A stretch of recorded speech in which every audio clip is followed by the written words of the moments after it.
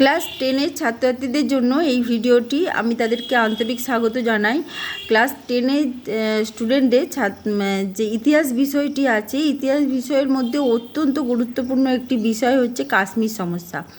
সম্প্রতি কাশ্মীর নিয়েও আমাদের অনেক দুর্যোগের সম্মুখীন হতে হচ্ছে এবং এই কাশ্মীর সমস্যা কিভাবে কেন্দ্রীভূত হলো, কিভাবে শুরু হলো, সেটাই কিন্তু আজকের আলোচ্য বিষয়।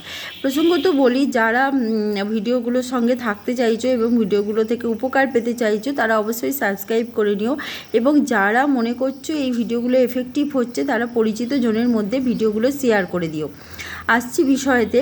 কাশ্মীর সমস্যা শুরু হয়েছিল স্বাধীনতার সময় থেকেই, ঠিক আছে। 1947 সালে যখন ভারত স্বাধীন হয় সেই সময় প্রায় 600টিরও অধিক প্রিন্সলি স্টেট ছিল, এবং সেই প্রিন্সলি স্টেটগুলোকে রাজ্যে রূপান্তরিত করতে গেলে ভারতভুক্তি দলিলে সাইন করার দরকার ছিল।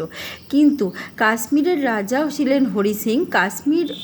জম্মু কাশ্মীর অঞ্চলের অধিকাংশ মানুষ ছিলেন মুসলিম, কিন্তু রাজা ছিলেন হিন্দু।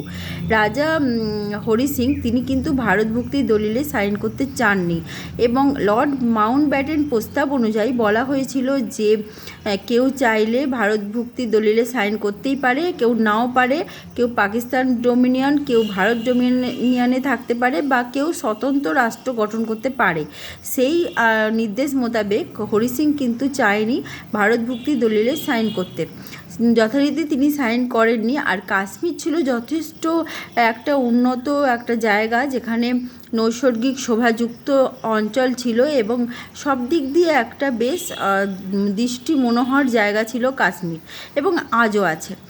আচ্ছা, কাশ্মীরকে বলা হয় পৃথিবীর ভূস্বর্গ, এবং কাশ্মীরের রাজা হরি সিংয়ের এই যে অসম্মতি, এটা কিন্তু অনেক বেশি প্রভাব ফেললো পরবর্তী বা বর্তমান সমস্যার ক্ষেত্রে।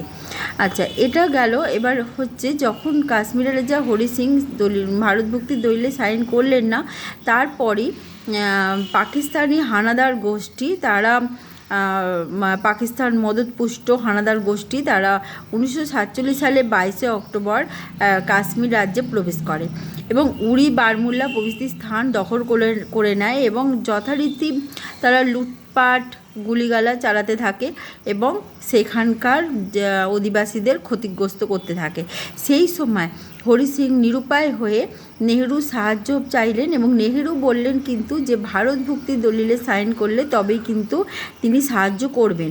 হরি সিং বাধ্য হয়ে ভারতভুক্তি দলিলে সাইন করলেন। নেহেরু কিন্তু হেলিকপ্টারে করে, মানে বিমানে করে সেনা পাঠালেন, এবং সেনা পাঠিয়ে পাক অধিকৃত যে কাশ্মীর মানে হানাদারি গোষ্ঠী যারা অধিকার করে নিচ্ছিল কাশ্মীরটাকে, তাদের কবল থেকে রক্ষা করলেন। 2/3 অংশ যখন মানে উদ্ধার করা হয়ে গেছে, সেই সময় ইউএনও থেকে সিজ ফায়ার বা যুদ্ধবিরতি ঘোষণা করলো। যুদ্ধবিরতি যে সময় ঘোষণা করলো সেই সময় কিন্তু পাক হানাদার গোষ্ঠী কাশ্মীরেই রয়েছে। সেই সময় তাদের দখলে 1/3 অংশ কাশ্মীর চলে গেল, যেটা বর্তমানে আজাদ কাশ্মীর নাম নিয়ে রয়ে গেছে। এবং সেই আজাদ কাশ্মীর তারা পেয়েছে কাশ্মীরের 1/3 অংশ, এবং বর্তমান কাল পর্যন্ত বাকি 2/3 অংশের জন্য তারা কিন্তু দাবি চালিয়ে যাচ্ছে। এবং এই ঘটনা ঘটছে, এবং একটা দুষ্কৃত হানা, একটা জঙ্গি হানা, এবং একটা উত্তপ্ত পরিবেশ কিন্তু আজও বহাল আছে। ঠিক আছে, আজকে এই পর্যন্ত, বাই।